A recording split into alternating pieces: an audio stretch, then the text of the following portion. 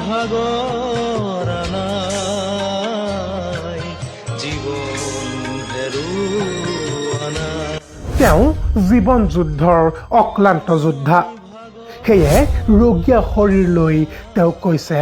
ঝুকেগা নেহি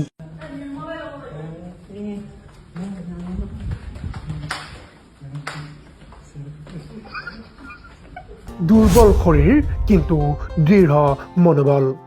হয় আমি কৈছো কিশোৰ দাসৰ কথা যদি জীৱনৰ ৰংবোৰে লুকা ভাকু খেলে যদি আশাৰ চাকি পিউমি কঠিন সময়ত প্ৰত্যাহ্বান জনাইছে তেওঁ জীৱনৰ সৈতে যুঁজ দিছে তেওঁ প্ৰতিপল প্ৰতিক্ষণ মাত্ৰ 28 বছৰ বয়সতে জীৱনৰ আটাইতকৈ কঠিন সময়ৰ মাজেৰে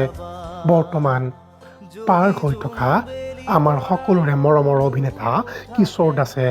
পুষ্পা ছবিখনৰ সেই বিখ্যাত ভংগীমাৰে বুজাই দিলে তেওঁৰ মানসিক শক্তি কিমান দৃঢ় মই ভাগৰ নাই জীৱন হেৰুৱা নাই কিশোৰ দাসে অংগী ভংগীৰেই বুজাই দিলে যে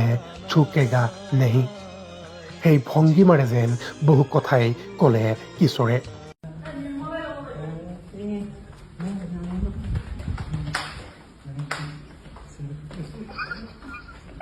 সময় বহু কঠিন